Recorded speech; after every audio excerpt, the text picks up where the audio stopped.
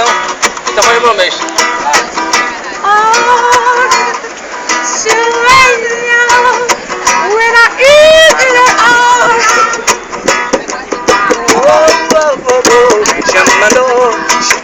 Chamando as ovelhas perdidas, proclamando liberdade aos cativos, leão da tribo de Judá. Leão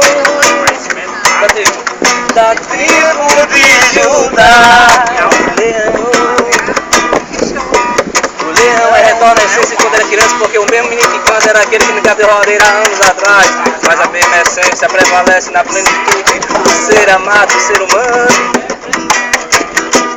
O ser amado fez-se humano, leão da tribo de Judá. Tribo de Judá, tribo de Judá, tribo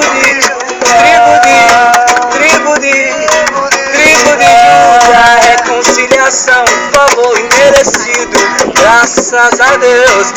O leão vos concede favor imerecido pela graça de Deus, graça de Deus, proclamando liberdade aos cativos. Debaixo dos pés o alicerce, a pedra angular que os construtores rejeitaram. Pedra angular, o alicerce da casa do templo.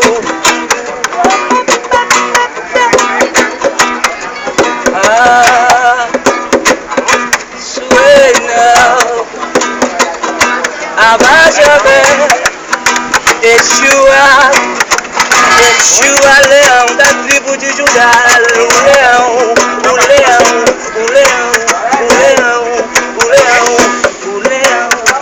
O leão da tribo de Judá. A palavra que fez-se carne, leão da tribo de Judá. No princípio era o verbo da tribo de Judá. E o verbo estava com Deus, e o verbo era Deus. E por ele todas as coisas foram feitas, sem ele nada do que existe se faria. O leão, a palavra se fez carne e habitou entre os homens, cheio de graça, glória e verdade. E alguns viram a glória do Pai revelada no Filho unigênito, Cristo Jesus. O leão, favor imerecido porque eu não mereço. O leão da tribo de Judá. Os dentistas dizem que eu vim do macaco, mas não eu vim do macaco. Mas o amor fez macaco, fez também o que sou eu. Eu não vim da evolução, como você já disse, do macaco, mas o amor fez macaco também. Disse, neguinho, tu és meu.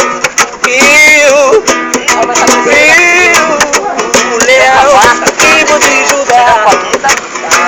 Todo ser, Só quem manja. todo ser, no mundo. Vai seguir você.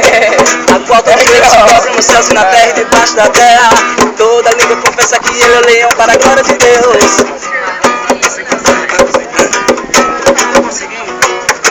Habita corporalmente toda a plenitude da divindade.